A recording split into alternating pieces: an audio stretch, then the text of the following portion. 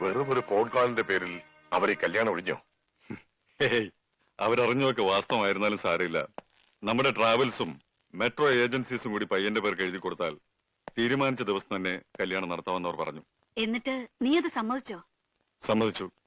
ചോദിക്കുന്നത് എന്തും കൊടുക്കാമെന്ന് സമ്മതിച്ചു. പക്ഷേ എന്റെ പെങ്ങളെ മാത്രം തരില്ല എന്ന് ഞാൻ പറഞ്ഞു.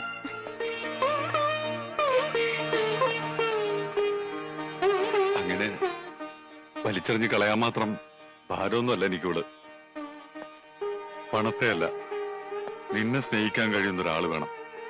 അങ്ങനെ ഒരാൾ ഭൂമിയിൽ എവിടെ ഉണ്ടെങ്കിലും ഈ പയ്യെ കൊണ്ടുവരും. അവന് ഞാൻ എന്തു വേണമെങ്കിലും കൊടുക്കും, എന്റെ ഈ ജീവൻ പോലും.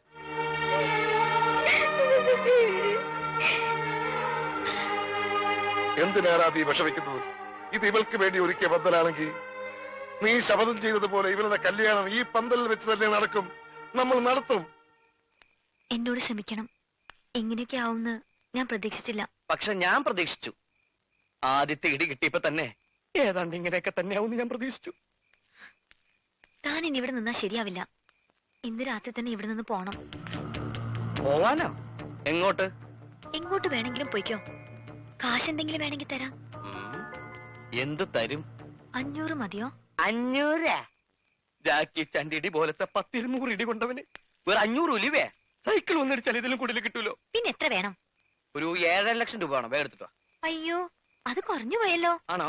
ഒരു 10 തികച്ചു തരാം. ഓക്കെ, ഞാൻ ഉറപ്പിച്ചു. ഏയ്, ഒരുപാട് വാശി കാണിക്കല്ലേ. നീ ഊമയാണെന്ന് പറഞ്ഞിട്ടാ ബയ്യൻ നിന്നെ വെറുതെ വിട്ടത്. ഇനി അങ്ങനെ അല്ലാന്ന് അറിഞ്ഞാലുണ്ടല്ലോ, ജാക്കി ചാൻഡി അല്ല മൈക്ക് ടൈസന്റെ ഇടിയാ നിനക്ക് കിട്ടാൻ പോകുന്നത്. അതുകൊണ്ടാ പറഞ്ഞത് വേഗം സ്ഥലം കളിയാക്കാൻ. നാളെ നേരം വെളുക്കുമ്പോ നിന്നെ ഇവിടെ കണ്ടുപോകരുത്.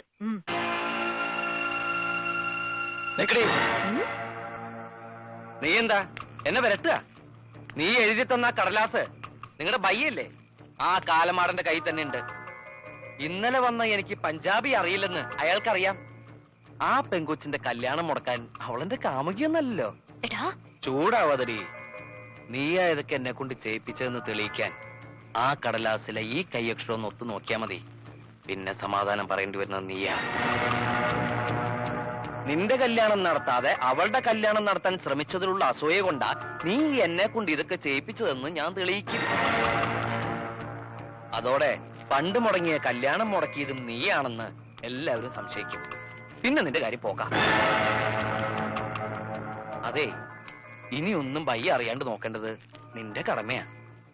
എങ്ങാനും ഞാൻ മിണ്ടിപ്പോയാ നിന്റെ കഷ്ടകാലം അപ്പ തുടങ്ങും. ആഫീസ് ആഫീസും പൂട്ടും. Good night. Good night ma'am sir.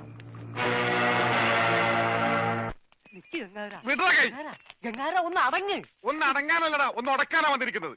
എന്റെ പൊന്നനന്തരവനെ നിങ്ങൾ തല്ലി ചതിച്ചില്ലടാ. ഇതിപ്പോ ഞാൻ പറഞ്ഞാണെന്ന് അവരറിയും. എന്റെ പണി പോവും. പണി പോട്ടടാ, നീ കടപ്പുറത്തേക്ക് വാ, നിനക്ക് അവിടെ പണി തരാം. കടപ്പുറത്ത് വന്നിട്ട് ഞാൻ എന്തോ ചെയ്യാൻ? നീ ഒന്നും ചെയ്യണ്ടടാ. നിന്റെ ചൂണ്ടക്കുറത്ത് കടലിലേക്ക് എറിഞ്ഞ വലിയ സ്രാവിനെ പിടിക്കാം. എന്റെ അനന്തരവനെ തല്ലിയല്ലേ, ഇതിന് സമാധാനം പറയിപ്പിക്കാതെ ഗംഗാധരനോട് പോവില്ല. ഗംഗാധര, അത് ഒരബദ്ധം പറ്റിയതാ. അബദ്ധം?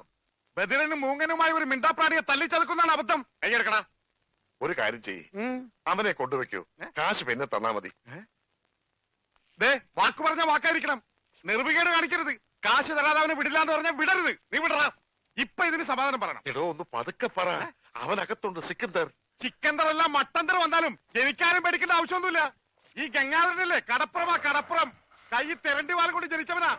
അത് ഇവിടുത്തെ ബടാസാബിനെ ഒന്ന് കാണിക്കാൻ വേണ്ടി തന്നെയാ ഞാൻ വന്നിരിക്കുന്നത്. അറിയാതെയാണെങ്കിലും ഞാൻ ഒരു തെറ്റ് ചെയ്തു, സമ്മതിച്ചു. അതിന് പരിഹാരവും ഞാൻ ചെയ്തു കഴിഞ്ഞു. അവനെ വിളിക്കും.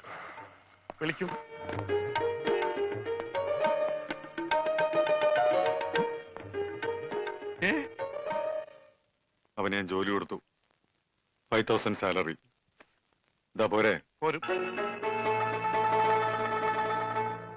ഇനി ഇവിടെ നിന്ന് വാ വിളിച്ചാറുണ്ടല്ലോ.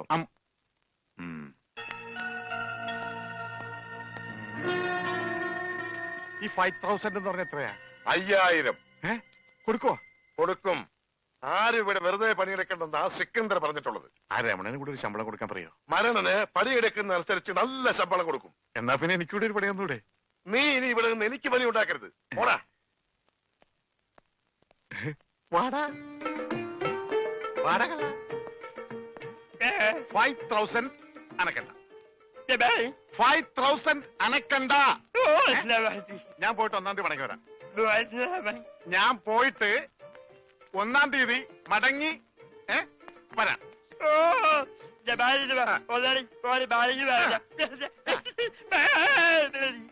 ഇതെന്താ ആദരണ്ടായതാ? ഒന്നുമില്ല, ഞാൻ പോട്ടെ. ബാഗ് എന്ന് പറയാൻ മാത്രം അറിയാല്ലേ? ഞാൻ പോട്ടെ.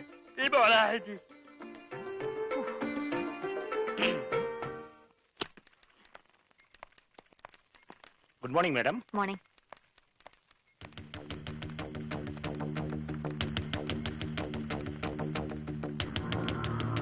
Good morning.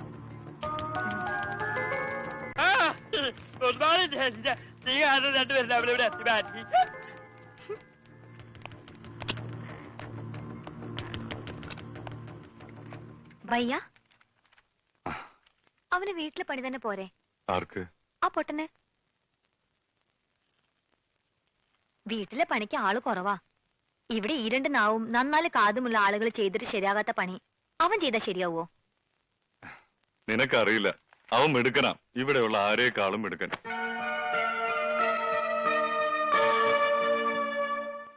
പിന്നെ ഇവിടെയുള്ള കാര്യങ്ങളില് നീ ഇടപെടണ്ട. മോളിപ്പിക്കോ.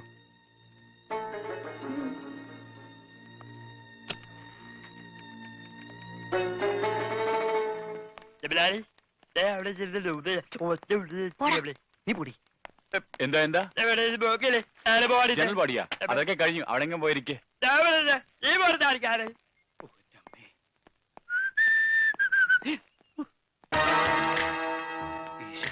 ഇയാളെന്താ ഇവിടെ?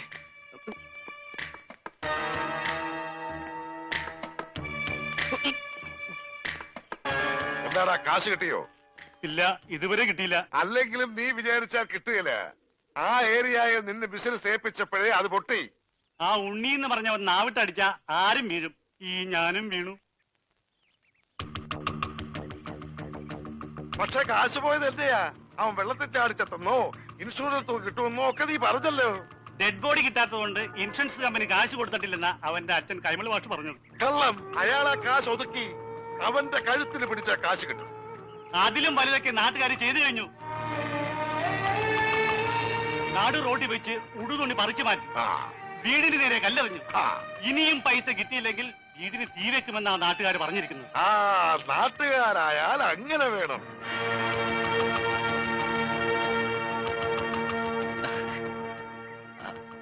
ആരാത്? ദൈവമേ, ഈ ചെക്കന്റെ ബോഡി കിട്ടുന്നവരെ മനസ്സിന് സ്വസ്ഥതയില്ല. അതെ, ഞാൻ മണിന്ദർ സിംഗിന്റെ മകളാ, കരിഷ്മ. ഇപ്പൊ ഒരാളുടെ കാര്യം പറഞ്ഞില്ലേ, ഒരു ഉണ്ണി. എന്താ? എനിക്ക് അവനെ കുറിച്ച് എല്ലാം അറിയണം. അവൻ ജീവിച്ചിരുന്നപ്പോഴേ ഒരു മുങ്ങൽ വിദഗ്ധനായിരുന്നു. മരിച്ചു കഴിഞ്ഞ ആ ഡെഡ് ബോഡിയെങ്കിലും കിട്ടിയിരുന്നെങ്കിൽ ഞങ്ങൾ കുറെ പേര് രക്ഷപ്പെട്ടേനെ. അതെങ്ങനെയാ? അവന്റെ ബോഡി അതും മുങ്ങി. അവന്റെ ഫോട്ടോ എന്തെങ്കിലും കിട്ടാൻ മാർഗമുണ്ടോ? എവിടെയെങ്കിലും ഡെഡ് ബോഡി കണ്ടാൽ അപ്പൊ ഒത്തു നോക്കാൻ വേണ്ടി കൂടെ കൊണ്ട് നടക്കുക.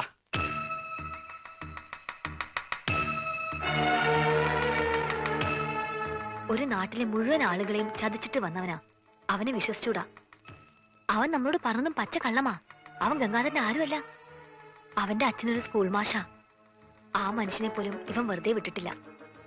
ഇവൻ കാരണം നരകിക്കുക ആ അച്ഛനും കുടുംബവുമെല്ലാം.